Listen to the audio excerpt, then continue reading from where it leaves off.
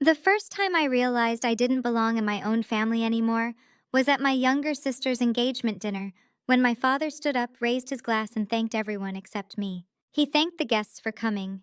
He thanked my sister Marissa for bringing such stability into the family. He thanked her fiancé for stepping up. He even thanked my mother's interior designer for making the house feel alive again. Then he sat down. I was seated 3 chairs away, close enough to hear the ice settle in his glass. When he put it down close enough that if he had wanted to look at me, he could have. He didn't.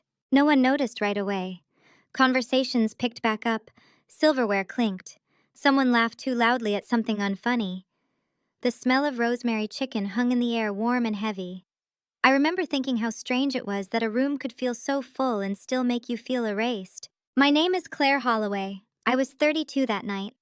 I had driven 4 hours from North Carolina to my parents' house in Connecticut because Marissa said it would mean a lot if we were all together. She used that phrase often. It usually meant she wanted something or that she needed the picture to look right. I sat there smiling politely while my sister held court at the head of the table. Her ring caught the chandelier light every time she moved her hand. People leaned in when she spoke. They always did. Marissa had a way of making her life sound like a series of wins she earned effortlessly. Someone across from me asked what I was doing these days. I opened my mouth. Dad answered for me. "Oh, Claire helps out with the family accounts sometimes," he said casually. "She's good with details." That was it. That was my life reduced to a footnote. I had spent the last 6 years building a compliance consulting firm from a spare bedroom and a folding desk. I had contracts with 3 mid-sized healthcare companies. I had just helped uncover a billing irregularity that saved one client nearly $2 million in penalties. None of that made it into his sentence. "Helps out, good with details." Marissa smiled into her wine like the comment pleased her. I didn't correct him. I never did. I had learned young that correcting my father in public was considered disrespect, even when he was wrong. Especially when he was wrong. Instead, I nodded and took a sip of water I didn't need. My throat felt tight, not with emotion exactly, but with something more controlled, like my body already knew this moment mattered and was filing it away for later. After dinner, people moved into the living room. Gifts were exchanged. Someone turned on music. My mother floated from group to group, smoothing edges, refilling drinks, pretending nothing was off. I stood near the window, watching snow start to fall against the dark lawn. Marissa's future mother-in-law approached me with a warm smile. "You must be so proud of your sister," she said. "I am," I replied, because it was easier than explaining the truth. She nodded approvingly. "And it must be nice to work for the family. So many people don't get that opportunity." There it was again. I smiled, excused myself, and went to the bathroom just so I could breathe without performing. I stared at my reflection longer than necessary. Same calm face. Same neutral expression I had perfected over decades. If you looked closely, you could see the tension in my jaw, the way my shoulders never quite relaxed in that house. I thought about leaving early. I often did, but something in me resisted this time. Not anger, not yet. More like curiosity. I wanted to see how far the night would go if I stayed silent. It didn't take long. Later, while people were gathering coats, my Uncle Richard asked my father about the financial restructuring. Dad waved a hand dismissively. "We've got it covered. Marissa's been overseeing things. Claire's been helping where needed." Helping where needed. Marissa didn't look at me, but I saw her fingers tighten around her clutch. That was the moment I understood something I hadn't wanted to admit before. They weren't misunderstanding me. They were reassigning me. On the drive back to my hotel, my phone buzzed. A text from Marissa. "Thanks for coming tonight. I know it wasn't easy for you." I stared at the screen. I typed, "What do you mean?" She didn't respond. The next morning, my father called. "Your sister mentioned you seemed a little off last night," he said. "I hope you didn't feel overlooked." There was something practiced about the way he said it, like this was a conversation he'd had before with different words. "I noticed a few things," I replied carefully. He sighed. "Claire, you've always been sensitive. We're celebrating Marissa right now. It's her time." Her time. I let that sit between us. "I just want to be clear about my role," I said. "I don't work for the family business." A pause. "Well," he said slowly, "you do benefit from it." That was new. "I don't," I said. "I've never taken a salary. I've never signed an agreement." Another pause, longer this time. "We'll talk about it later," he said, the way people do when they want control back. We never did. 3 weeks later, I found out why. A courier envelope arrived at my office in Raleigh. no return address. Inside was a single document, a draft agreement transferring consulting authority and intellectual credit for ongoing compliance frameworks to Holloway Holdings LLC, my father's company, my work. Attached was a sticky note in my sister's handwriting. This will make things cleaner for everyone. Dad says it's standard. Just sign and send back before the end of the month. I sat at my desk and read the document twice, then a third time. It wasn't standard. It was aggressive. Broad language, ownership clauses, a quiet assumption that I would comply the same way I always had. That was when the memory of the dinner came back sharp and clear. The toast, the missing thank you, the chair that wasn't mine anymore. I didn't call my sister, I didn't call my parents. Instead, I opened a new folder on my computer and named it Record. And that was the moment everything began to change. The agreement sat on my desk for 3 days before I touched it again. Not because I didn't understand it. I understood it perfectly. That was the problem. It was written to sound reasonable. Clean, professional. The kind of document people sign when they trust the hands holding it out to them. No threats, no raised voices. Just quiet assumptions stitched into legal language. Assumptions like my work had always belonged to the family. Assumptions like my silence meant consent. Assumptions like I would not push back. On the fourth morning, I printed the document and took a pen to it, circling phrases that made my stomach tighten. Derivative works, exclusive authority, retroactive assignment. Retroactive. They weren't just trying to take what I might do in the future. They were rewriting the past. I thought back to all the evenings I'd spent hunched over spreadsheets while my sister posted photos from rooftop dinners. The weekends I'd answered my father's quick questions that turned into unpaid audits. The times I'd been introduced as detail-oriented instead of capable, precise, skilled. Paper cuts one after another, small enough to ignore, sharp enough to bleed if you let them stack. I slid the document into my bag and drove to a small law office tucked between a bakery and a dry cleaner. I hadn't planned this visit. I hadn't even told myself I was looking for a lawyer. I just knew I needed someone who didn't share my last name to read those pages. Her name was Janet Feldman. She was in her late 50s, wore reading glasses on a chain, and didn't waste words. She read silently for 10 minutes. Then she looked up at me and said, "Who told you to sign this?" "My sister," I answered, "and my father." She nodded once, "Do not." That was it. No dramatic pause, no lecture, just 2 words, clean and final. "This document assigns ownership of work you created independently," she continued. "If you sign this, you give up control, not just legally, strategically." I felt something loosen in my chest, not relief, recognition. "I thought maybe I was overreacting," I said. She met my eyes. People only say that when someone benefits from them doubting themselves. I left her office with copies of my contracts, timestamps, invoices, and a clear understanding of one thing: what my family was asking for wasn't collaboration. It was erasure formalized. That night I emailed my sister. "I've reviewed the agreement. I won't be signing it. If there's something specific you want to discuss, we can talk." She replied within minutes. "You're making this bigger than it needs to be. Dad is frustrated. This is about alignment."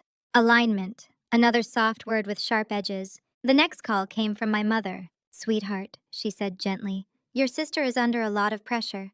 This engagement, the company, everything happening at once. It would mean so much if you didn't complicate things right now." There it was. The familiar request disguised as concern. "I'm not complicating anything," I said. "I'm just not signing." A sigh. "You've always been so independent. Sometimes that can feel distant." I pictured the dining table again, the toast that skipped over me, the way distance had been assigned to me the moment I stopped shrinking. "I'll call you later," I said, and ended the conversation before she could steer it back toward guilt. The pressure escalated quickly after that. Emails from my father, short and formal, asking for clarification. Texts from my sister alternating between warmth and irritation. A voicemail from my uncle suggesting I think about the long-term consequences of going against the family. No one asked why I was uncomfortable. No one asked what I needed. They were too busy managing the inconvenience of my hesitation. A week later, I received an invitation to a meeting at Holloway Holdings. Agenda: strategic integration discussion. I almost didn't go, but something in me wanted to see it clearly in the open without the filter of family language. I wanted to hear the plan spoken aloud. The boardroom was larger than I remembered. New chairs, new screen. My father sat at the head. My sister beside him, posture perfect, engagement ring flashing under fluorescent lights. They spoke about growth, about synergy, about reputation. Then my father looked at me. "We need to move forward," he said. "Investors are asking questions. They need to know all our assets are secured." Assets? I waited. "This framework you've been using," my sister added smoothly, "it's already associated with the family name. It just needs to be formalized." "That framework is my company's," I said calmly. "And it's not for transfer." The room shifted, chairs creaked, someone cleared their throat. My father's voice cooled. "You wouldn't have had those opportunities without this family." I nodded. "That may be how you see it." "And how do you see it?" he asked. I looked around the table. Faces that knew me only as a role, not a person. "I see a request," I said, "that ignores years of independent work. And I'm saying no." Silence. Then my sister leaned forward. "If you do this," she said quietly, "you're cutting yourself off." There it was. Not concern, not disappointment. A warning. I didn't argue, I didn't explain, I didn't raise my voice. "I understand what you're offering," I said, "and I'm declining." The meeting ended 10 minutes later. That evening, my access to shared files was revoked. By the next morning, my email was removed from internal threads I'd been part of for years. It was subtle, quiet, administrative. They didn't confront me, they erased me. That was when I realized something important. They weren't angry because I refused. They were angry because I made refusing possible. I went home, opened my record folder, and added notes from the meeting. Dates, phrases, names. Then I backed everything up twice. I didn't feel triumphant, I felt steady. Because for the first time I wasn't reacting. I was preparing. And whatever came next, I knew one thing for sure. They had underestimated how dangerous a quiet person becomes once she stops asking for permission. The first thing they took wasn't money or access. It was narrative. Within 2 weeks of that meeting, people I'd worked with for years stopped returning my emails. A vendor I trusted forwarded me a message by mistake, congratulating my sister on leading the compliance framework rollout. A mutual contact asked if I was transitioning out of consulting to focus on something smaller. Smaller. That word followed me like a shadow. I didn't confront anyone. I didn't send clarifying emails. I didn't correct the record. Not yet. Instead, I watched. There's a kind of clarity that comes when people think you're powerless. They stop being careful. They assume you won't act. They assume silence means defeat. My sister posted an announcement on LinkedIn about streamlining internal systems across the Holloway portfolio. She didn't name the framework, but I recognized my work instantly. Same structure, same language, even the same phrasing I used in client-facing summaries. I took screenshots, dated them, filed them. That week, one of my clients called me directly. "Claire," he said, hesitant, "I just want to be transparent." We were approached by Holloway Holdings. They claim they now oversee the compliance methodology you've been implementing. I felt my grip tighten on the phone, but my voice stayed even. "They don't," I said, "and they won't." There was a pause. "That's what I thought, but I wanted to give you a heads up. Something's off." After we hung up, I sat very still in my chair. This was no longer about a family disagreement. This was misrepresentation. That night, I didn't sleep much. Not from fear, from calculation. I pulled every contract I'd signed in the last 6 years. Every invoice, every version history. I laid the pieces out not emotionally, but chronologically.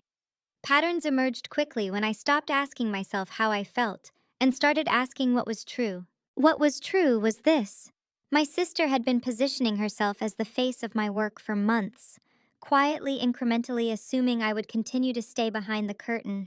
What was also true was that she couldn't actually operate it without me. That was the leverage. The next escalation came in the form of an invitation. Family dinner, Sunday night, my parents' house. No agenda, no explanation, just a message from my mother saying we should talk, in person. I considered not going, but something told me this was the next move and I needed to see it play out. When I arrived, everything looked the same as it always had. The table set perfectly, candles lit, my mother bustling around the kitchen, my father reading something on his tablet. Normalcy as camouflage. Marissa greeted me with a smile that didn't reach her eyes. Dinner was polite. Too polite. Small talk stretched thin. No one mentioned work. No one mentioned the agreement. No one mentioned the obvious tension sitting between us, like an extra place setting. It was my father who finally broke. "We need to clear the air," he said, folding his napkin. My mother nodded. "We don't like conflict." I almost laughed at that. My sister jumped in. "Claire, you've always had trouble seeing the bigger picture." I waited. This framework, she continued, it's grown beyond you. Beyond one person.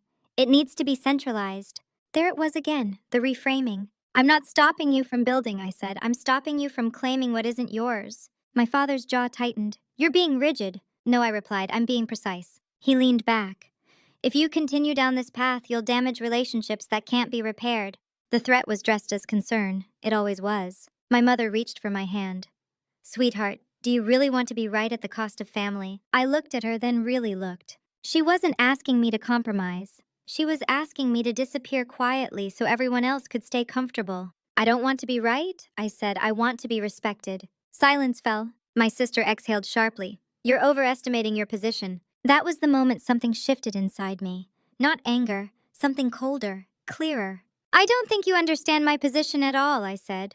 They stared at me, waiting for more. An explanation, a defense. I didn't give them one. Instead, I stood up, thanked my mother for dinner, and left. 2 days later, I received a notice from Holloway Holdings' legal department. Cease and desist. They claimed I was interfering with proprietary systems, that my continued use of related methodologies constituted a breach. I forwarded the letter to Janet without comment. She replied with a single sentence. Good, now it's on record. That was when I understood the game had changed. They weren't trying to intimidate me into compliance anymore. They were trying to trap me into silence. I spent the next week doing something I'd never done before. Nothing visible. I didn't post, I didn't respond, I didn't warn anyone. Instead, I prepared affidavits. I contacted clients, quietly clarifying contracts without accusations.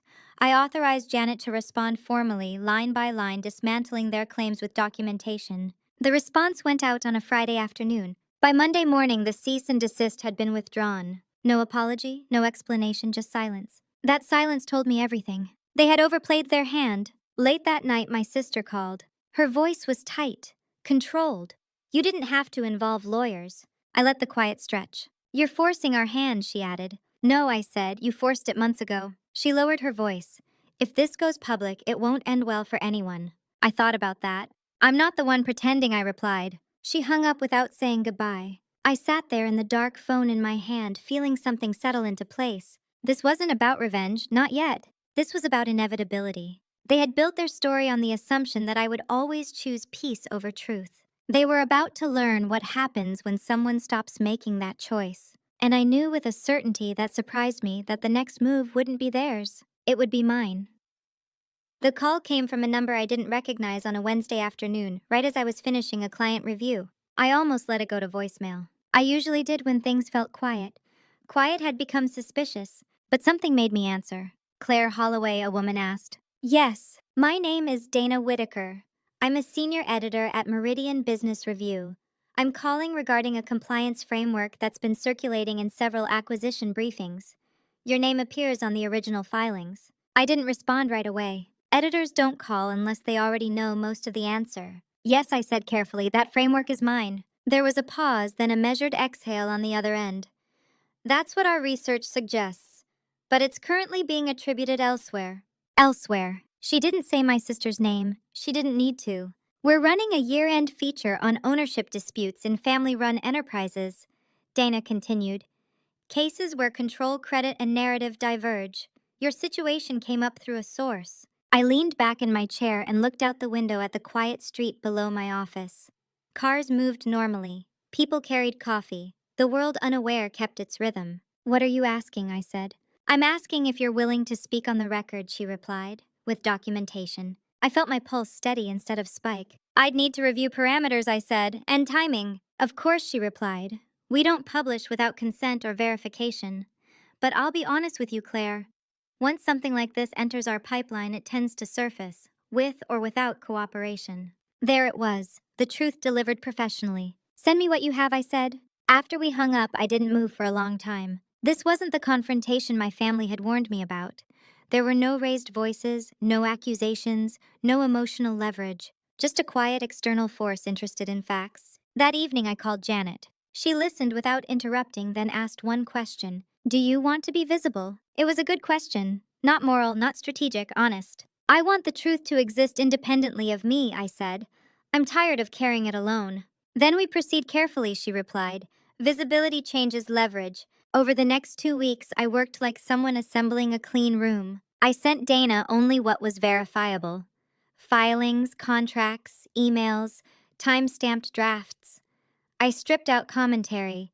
No emotional framing, just sequence. She responded with precision. Follow-up questions, clarifications, requests for corroboration. At no point did she ask how I felt. She didn't need to. Halfway through that process, my mother showed up at my office unannounced. She stood in the doorway, coat still on eyes, scanning the room like she was looking for something familiar and couldn't find it. "This feels very you," she said softly. I closed my laptop. "What brings you here?" I asked. She sat down without being invited. "Your father is worried." I nodded once, I assumed. She hesitated. "There are rumors." "About," she folded her hands, "that you're talking to the press." I didn't correct her wording. She leaned forward. "Claire, if you do this, it becomes permanent. There's no undoing public perception." I looked at her and saw something I hadn't noticed before. Fear. Not for me. For the structure she had spent her life protecting. "They made it permanent," I said. "I'm just no longer containing it." Her voice cracked slightly. "We could fix this quietly." I thought about the years I'd spent being quiet. The way fixing always meant my silence. "No," I said gently. "You can't fix something you refuse to name." She stood clearly struggling between roles. Mother, mediator, witness. "Your sister is unraveling," she said finally. I didn't respond. She left without another word. 3 days later, Marisa called. Not angry, not pleading. Controlled. "I hear you've been gathering documents," she said. "Yes. If you go forward with this," she continued, "you'll hurt people who don't deserve it." I waited. "Our employees," she added, "our partners." "You mean the ones being misled," I said. Her breath sharpened. "You think you're the only one who can control the story?" "No," I replied. "I think I'm the only one who can stop lying." Silence. Then she said something I hadn't expected. "Dad doesn't actually own the house." The words dropped like a misplaced chess piece. What I asked. "The house," she repeated. "It's in Grandma Evelyn's name. Has been for years. Dad just never corrected anyone." I processed that quietly. "Why are you telling me this?" I asked. "Because if this blows up," she said, "everything blows up. Not just work, everything." I understood then what she was really offering. Not reconciliation. Mutual assured destruction. "Thank you for telling me," I said. "I'll note it." Her voice sharpened. "You're missing the point." "No," I said calmly. "I'm finally seeing it." She hung up. I added a new subfolder to record that night. Property. And for the first time I realized this wasn't just about credit or contracts. It was about illusion. Who owned what? Who controlled what? Who had been allowed to believe certain things because no one had ever challenged them? The Meridian article wasn't scheduled yet. Dana was still verifying, still building. But the timeline had already shifted. My family thought the danger was exposure. They were wrong. The real danger was alignment. Because once the truth lined up across enough independent sources, no amount of family pressure could bend it back into place. And somewhere deep in my chest, beneath the calm, I felt it. The moment where preparation turns into inevitability. The moment when silence stops being protection and becomes strategy. The moment right before everything breaks open. The first public signal didn't come from my sister or my parents. It came from a stranger. An analyst from a mid-tier investment firm emailed me with a single question. "Can you confirm whether the compliance framework currently referenced in Holloway Holdings' acquisition deck is independently owned?" That was it. No greeting, no pleasantries, just a clean professional request for truth. I replied the same way. "Yes, it is independently owned by my firm. I have documentation if required." He wrote back 20 minutes later. "Please send." I forwarded the same packet I had already prepared for Dana at Meridian, redacted where necessary, precise where it mattered. An hour after that, my sister's assistant called me. Not Marissa herself. Never Marissa when things started to feel unstable. Her assistant sounded rehearsed. "Hi Claire, just checking whether you're available to sync today. There are some misunderstandings we'd like to clear up." "No," I said, "there aren't." She hesitated. "I'll let her know you declined." That afternoon, the Meridian draft arrived. Dana's email was short. "Attached is the preliminary outline. Please review for factual accuracy only. We're targeting end-of-quarter publication." I opened the document slowly. There was my name, correct spelling, correct title, correct timeline. There was no villain language, no emotional framing, just sequence. How the framework was developed, when it was first deployed, where attribution shifted, who benefited from the shift. Reading it felt strange, like watching security footage of your own life. Clear, undeniable, slightly surreal. I made 2 minor corrections, dates, terminology. Then I closed the file and didn't touch it again. That night, my father finally called, not during business hours, not casually, late when he knew I'd be alone. "You've gone too far," he said without greeting. I waited. "You're jeopardizing everything we built," he continued. "All for what recognition?" "No," I replied, "for accuracy." "You always did this," he snapped. "You fixated on being right instead of being loyal." There it was, the line I'd heard my entire life. Loyalty meant compliance, love meant silence, family meant hierarchy. "I was loyal," I said evenly. "You just didn't notice because it benefited you." His breath was loud in the receiver. "If you publish that article, don't expect to be welcomed back." I pictured the dining table, the toast that skipped me, the chair that wasn't mine. "I already wasn't," I said. Silence. Then quietly, "Your mother is devastated." "She's devastated now," I said. "Not when this was happening." He hung up. The next morning, I was removed from the family group chat. No announcement, no explanation, just absence. It should have hurt more than it did. Instead, I felt something close to relief. When people stop pretending you belong, you finally get to stop pretending too. By Friday, Holloway Holdings issued a vague internal memo about clarifying proprietary boundaries. The wording was careful, defensive, too late. Clients began reaching out to me directly asking for reassurance. I gave it, calmly, without commentary. Behind the scenes, Janet was busy. "They're trying to negotiate without acknowledging wrongdoing," she told me. "They want a licensing agreement. Quiet, retroactive." "Through whom?" I asked. "Your father," she said. I shook my head. "No." She smiled slightly, I assumed. "That weekend, my mother emailed me. Not a call, not a visit, an email. 'Claire, I don't recognize this version of you. You used to be gentler.' I stared at the screen for a long time before replying. I am gentle. I'm just not disappearing anymore." She didn't respond.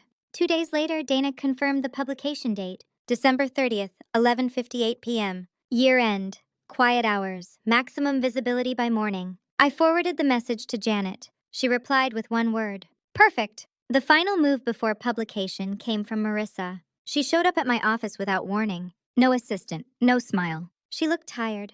Not performatively tired, real. "You're enjoying this," she said flatly. "No," I replied, "I'm finishing it." She paced the room. "Do you know what happens when this goes live? Boards panic. Partners pull out. People lose jobs." "Then they should have asked better questions earlier," I said. She stopped, looked at me. "You were never supposed to lead." There it was. The truth she'd never said out loud. I met her gaze. "I know. That wasn't an insult," she added. "It was an arrangement." I nodded. "An arrangement's end." She swallowed. "Dad says if you retract, he'll make you whole. Financially." I laughed once, not cruelly, just honestly. "I already am," I said. Her voice hardened.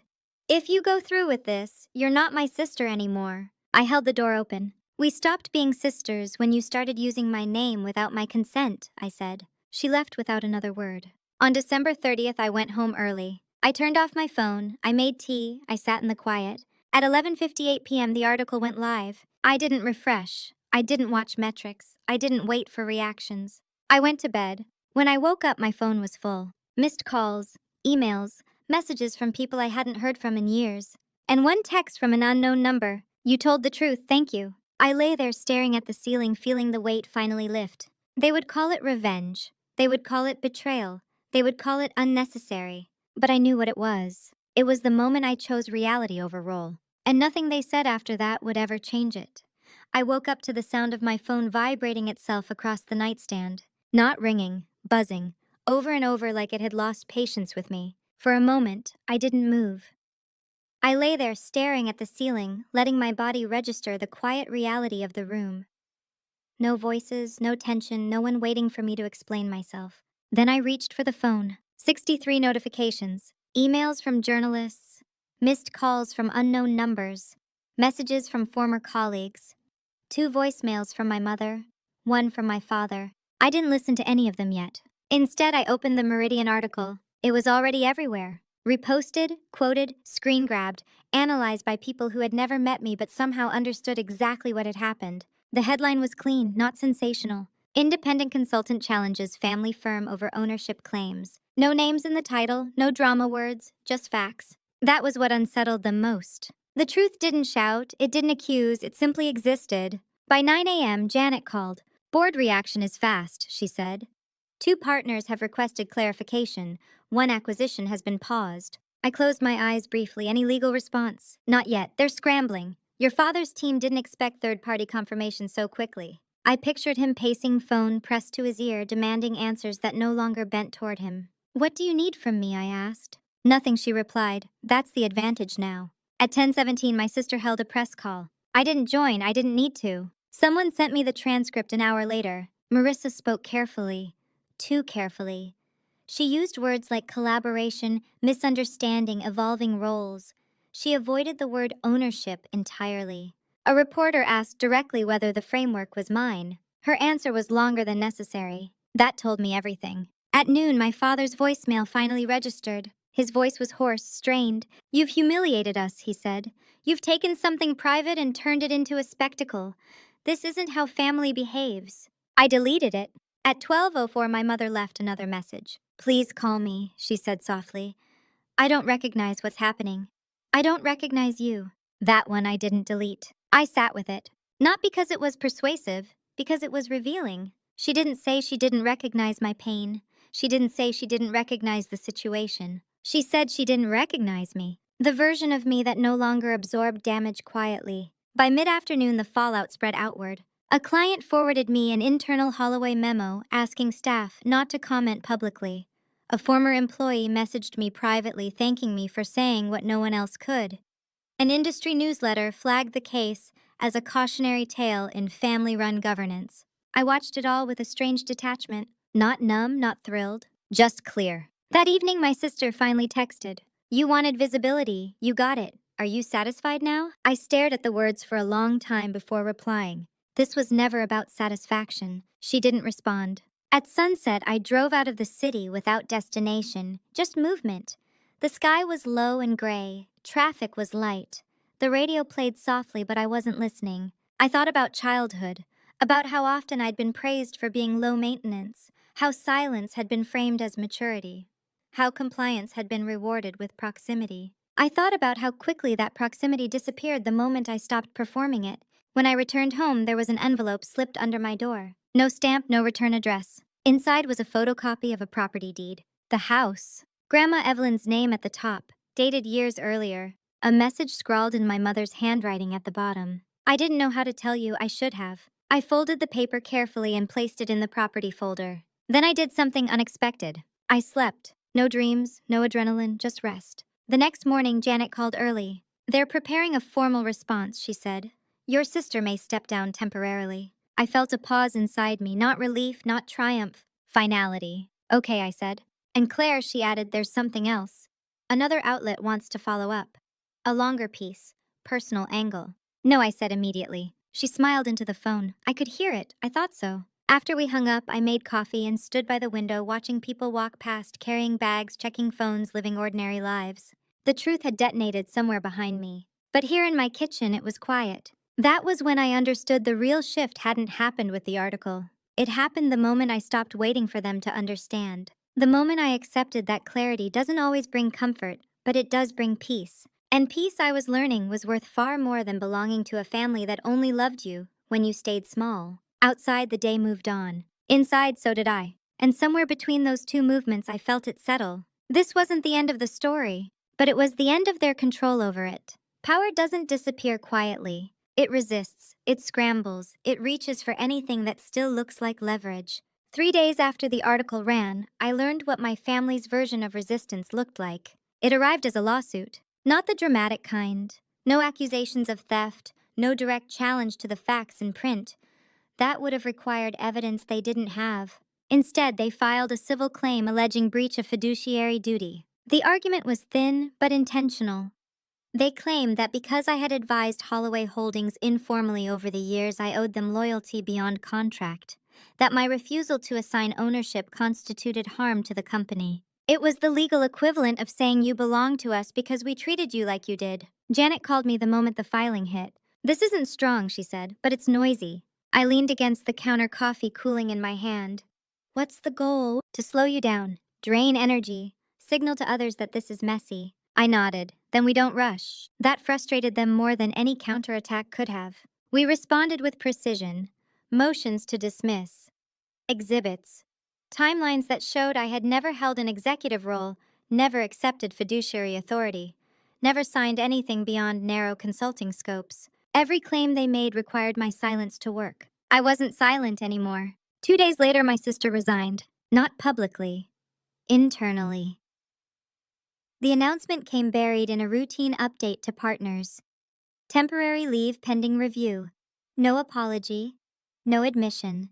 Her absence spoke louder than any statement. My father, however, did not step back. He doubled down. He called former clients of mine, old contacts, people who trusted his name. He suggested delicately that I was unstable under pressure, that I had misinterpreted collaborative boundaries, that the press attention had affected my judgment. I found out because one of those clients forwarded me an email. He didn't even change the subject line. I read it once, then again. Then I added it to record. This was the thing about underestimating quiet people. You assume they won't keep score. That week I received a subpoena, not as a defendant, as a witness. A minority investor had filed an independent action against Holloway Holdings, citing material misrepresentation. My documentation had triggered questions they could no longer ignore. Janet smiled when she told me, "You're not alone anymore." The hearing was scheduled for mid-January. I didn't tell my family I'd been called. I didn't need to. The next call came from my mother. Her voice sounded older, smaller. "Your father is spiraling," she said. "He doesn't sleep. He's convinced everyone is against him." I listened. "He says you betrayed him," she continued, "that you turned outsiders against your own blood." I pictured him in his office walls lined with awards, still believing authority was something you owned rather than something people granted. "I didn't turn anyone," I said. "I stopped protecting him." She cried then, quietly, not theatrically. "I tried to hold this family together," she said. "I thought if I smoothed enough edges, things would stay intact." I said nothing. "You always made it easier," she whispered, "by not pushing." That was the closest she ever came to admitting the truth. "I'm not doing that anymore," I replied. She didn't argue. 2 days before the hearing, my sister called. Not to negotiate, not to threaten. To confess. "I didn't think it would go this far," she said. "I thought you'd fold. You always did." There was no cruelty in her voice, just exhaustion. "I know," I said. She hesitated. "He taught us that control was care." I closed my eyes briefly. "That doesn't make it true. I don't know who I am without it," she admitted. That was the tragedy of her position. She had built herself around borrowed authority. "I hope you figure it out," I said. We ended the call without resolution. The night before the hearing, I reviewed my notes calmly, not rehearsing arguments, just orienting myself in facts. Truth doesn't require performance. It requires consistency. When I walked into the courthouse the next morning, I didn't look for my family. I didn't need to see their faces to know what this moment meant. This wasn't revenge. This was consequence. And consequences, unlike power, don't care who you are related to. Courtrooms are quieter than people imagine. Not silent, just stripped. No music, no ceremony, no room for the stories people tell themselves at home. I arrived early and sat in the second row, hands folded, listening to the low murmur of attorneys organizing papers. I didn't feel nervous. Nerves come from uncertainty. I felt prepared. When my father walked in, he didn't look at me. My sister followed a few minutes later, eyes fixed straight ahead. She had the posture of someone trained to appear unshaken even when everything underneath was giving way. We weren't seated near each other. That felt appropriate. The judge entered. Proceedings began. The minority investor's attorney laid out the timeline, clean, methodical. They referenced my documentation without drama, without editorializing. Then it was my turn. I stood, raised my right hand, and swore to tell the truth. I spoke plainly. I explained how the framework was developed. When I began consulting, how informal advice became assumed ownership without my consent. I referenced dates, contracts, emails. I avoided adjectives. No one interrupted me. When the opposing attorney tried to frame my involvement as familial obligation, I corrected him. "There was no obligation," I said. "There was expectation. Those are not the same." The judge looked up at that. My father's attorney attempted to suggest I had benefited indirectly from association with Holloway Holdings. I answered calmly, "Visibility without credit is not a benefit." There was a pause, the kind that settles. I didn't look at my father. I didn't need to. The narrative he'd controlled for decades was being handled by someone else now, and it didn't recognize hierarchy. When I stepped down, my hands were steady. Outside the courtroom, reporters waited. I walked past them. Janet followed, murmuring, "That was clean." The ruling wasn't final that day. It didn't need to be. The judge ordered further disclosures. Subpoenas expanded. The path was set. On the courthouse steps, my sister finally approached me. Not in anger, in something closer to humility. I didn't think you'd be this calm, she said. I didn't think you'd push this far, I replied. She nodded. We were taught that whoever stayed quiet lost. I looked at her. No, whoever stayed quiet disappeared. She absorbed that slowly. I'm stepping away from the company, she said, for good. I believed her. Our father stood across the plaza, speaking urgently into his phone, gesturing sharply. The man who once commanded rooms now struggled to command attention. My sister followed my gaze. He doesn't know how to exist without control, she said. I know, I replied. That's not my problem anymore. That afternoon, Janet forwarded me an email. Settlement interest, preliminary. They wanted to license the framework properly. Acknowledge ownership, quiet the market. I read it once. Then I replied, we can discuss terms after the court completes its review. Janet sent back a single thumbs up. That evening, I went home and opened a bottle of wine I'd been saving without a reason. I didn't toast. I didn't celebrate. I sat by the window and watched the city lights come on one by one. For the first time in my life, I felt fully visible without being exposed. There's a difference. Visibility means being seen as you are. Exposure means being used. I had mistaken the two for years. Later that night, my mother texted, I watched you today. I stared at the message for a long time. Then I typed back, I know. She didn't reply. And that was okay, because the room where I had finally been seen wasn't my family's house or a boardroom or a childhood dining table. It was a quiet courtroom where truth didn't care who raised you. And once you've been seen there, nothing else quite holds the same power. People think resolution feels like relief. It doesn't. It feels like weight shifting from one place to another, quieter but still present. The kind of weight you notice only when you stop moving. The court's preliminary findings were released 2 weeks later. Not a verdict, not yet, but enough to fracture the illusion Holloway Holdings had been living on. Material misrepresentation, failure to disclose independent ownership, internal governance concerns. Those words traveled faster than I ever could. Within 48 hours, 2 board members resigned. A third issued a statement distancing himself from prior leadership decisions. The licensing offer became formal, apologetic in tone, generous in numbers. Janet reviewed it carefully. This is real, she said. They want this to end. I nodded. So do I. We negotiated for 3 days. Quietly, no press, no theatrics, just terms. They acknowledged my sole ownership, publicly, in writing. They licensed the framework at market rate. They agreed to corrective disclosures to investors and partners. They paid damages not framed as guilt, but as resolution. The agreement included a non-disparagement clause. Not to protect them, to protect me. When it was signed, I didn't feel victorious. I felt tired. That night, I took a long walk through my neighborhood, letting the winter air sting my cheeks. Houses glowed warmly behind curtains. Families moved through routines I no longer recognized as my own. My phone buzzed. A message from my sister. It's done.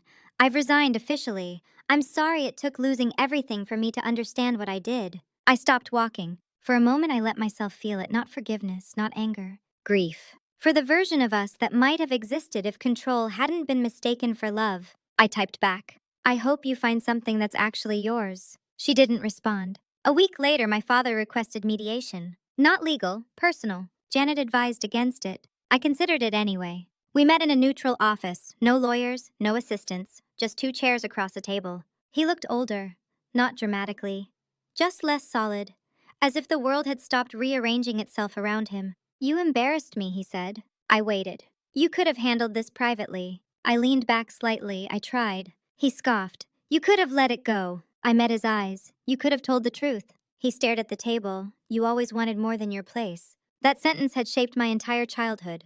I wanted agency, I said. You wanted obedience. He didn't deny it. What do you want now, he asked. I thought about it.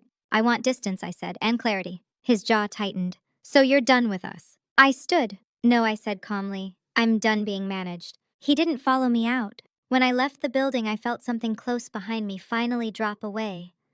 Not with a crash, with a soft thud, like a door closing somewhere deep inside. In the weeks that followed, life reorganized itself. My firm expanded. New contracts came in.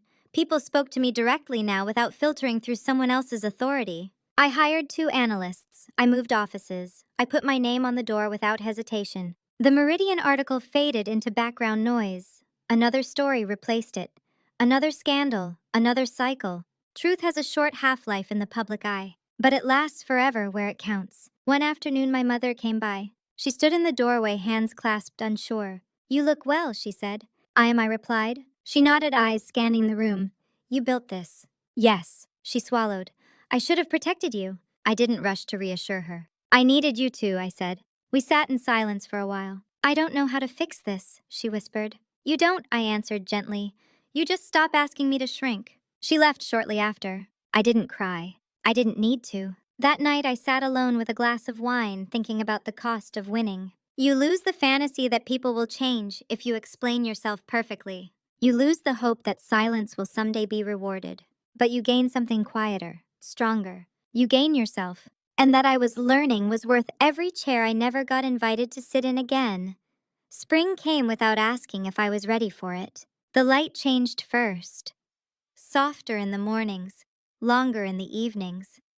My office windows stayed bright past 6, and for the first time in years, I didn't feel the need to stay late just to prove something. The firm settled into a rhythm that felt earned instead of frantic. Clients trusted me. New ones found me without being introduced by anyone else's name. When people asked about my background, they didn't ask who my family was. They asked how I built this. I answered simply, "Work has a way of speaking when you stop interrupting it with apologies." One afternoon, I received an invitation to speak at a regional compliance forum in Chicago. Nothing glamorous. No keynote spotlight, just a panel on governance ethics. I accepted, not because I wanted visibility, because I wanted the room to hear something different. On the flight out, I thought about how many years I had mistaken invisibility for humility. How often I had stepped back because I was told leadership wasn't my role. Sitting in that conference room answering questions from people who listened, I realized something fundamental had shifted. I wasn't performing anymore. I was participating. After the panel, a woman in her early 30s approached me, nervous, earnest. "My family runs a business," she said quietly. "They say I'm lucky to be included, but everything I do is credited elsewhere. I don't know when to stop trying." I didn't give her advice. I gave her a sentence. "Pay attention to who gets uncomfortable when you ask for clarity." She nodded like something had clicked. Back home, my personal life rearranged itself too. Old friendships resurfaced. New ones formed without the weight of explanation. People didn't flinch when I said no. They didn't interpret boundaries as rejection. I learned what normal felt like. My sister sent a letter in May, handwritten, no return address. She wrote about starting over. About realizing she'd never actually built anything alone, about how terrifying that was. She didn't ask for forgiveness. She just told the truth. I folded the letter and placed it in a drawer.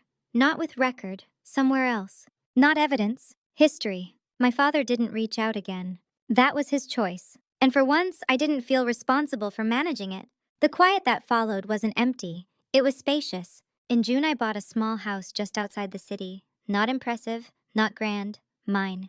The first night there, I sat on the floor with takeout windows open, listening to unfamiliar sounds.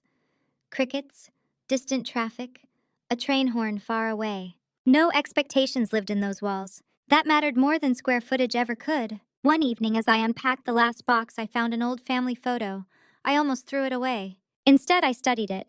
There I was, younger, standing slightly apart, smiling politely. I didn't feel sad for her. I felt proud. She survived an environment that taught her to disappear and still found a way to exist fully. Not loudly, not dramatically. Honestly, the life I was living now didn't look like revenge. It looked like alignment. And that I was learning was the most unsettling outcome of all for people who relied on control. Because there's nothing they can argue with when someone simply builds a life that no longer includes them. I closed the box. The house creaked softly around me, settling. So was I. And for the first time, the future didn't feel like something I had to earn. The email arrived in late August on a Thursday afternoon when nothing was urgent and everything felt settled. That was how these things always came. Not during chaos, during calm. Subject line: Family Trust Update. I stared at it longer than I should have. The trust had always been a quiet presence in my family. Mentioned vaguely, never explained. Something my parents implied would take care of things someday as long as everyone behaved. I opened the email. It was from a firm I didn't recognize, written in careful, neutral language. There had been a restructuring. Certain beneficiaries were required to attend a meeting. My presence was requested. Requested, not required. I forwarded it to Janet without comment. She replied within 10 minutes. This is a lever, not an olive branch. I already knew that. Still, I went. The conference room was downtown, polished and impersonal. A long table, water pitchers untouched, the kind of space designed to keep emotion out and power in. My father was already there when I arrived. He looked composed, too composed, the way people do when they believe they're about to regain control. My mother sat beside him, hands folded tightly in her lap. The attorney began with pleasantries, then explanations, then the point. The trust originally established by my grandfather had discretionary clauses that allowed adjustments based on family alignment and shared values. I didn't interrupt. My father finally spoke. "We want to resolve things," he said, "privately, as a family." I waited. This conflict, he continued, has consequences, not just emotionally, financially. There it was. The offer wrapped inside the warning. The attorney slid a document toward me. A revised allocation. Generous on paper. Conditional everywhere else. It required a statement.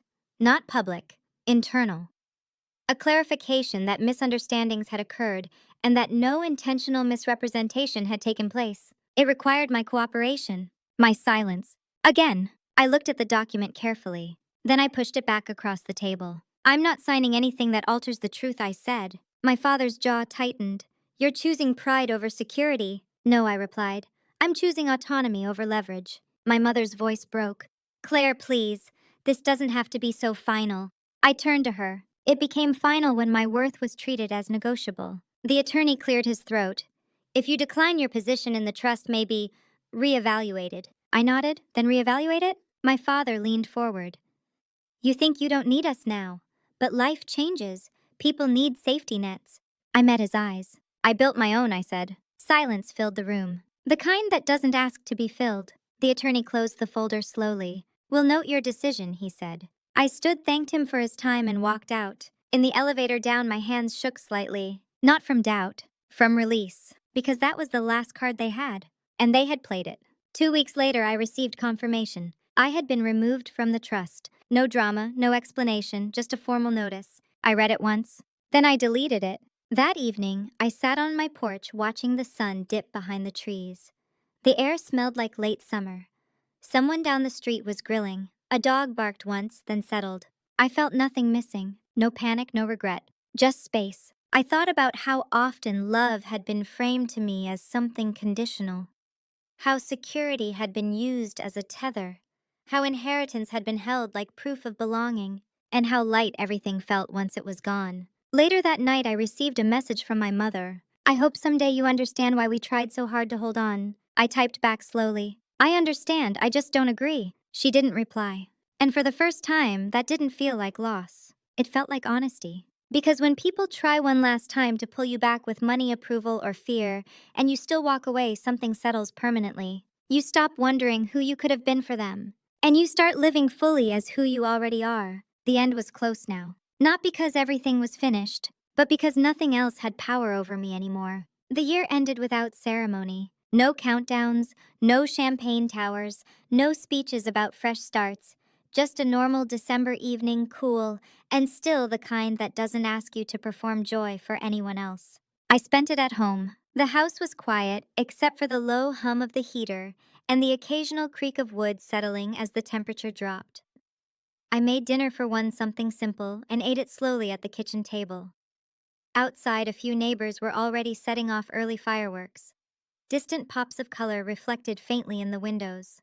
A year ago, I had been sitting at someone else's table in someone else's house, trying to take up as little space as possible. Now there was no one to impress, no one to appease, no one to manage. That was the difference. People like to imagine revenge as something loud, public, vindictive. They imagine raised voices and dramatic confrontations, a final scene where everyone claps or cries or admits they were wrong. That wasn't how it happened for me. What I did wasn't loud. I didn't yell, I didn't threaten, I didn't beg to be understood. I documented, I waited.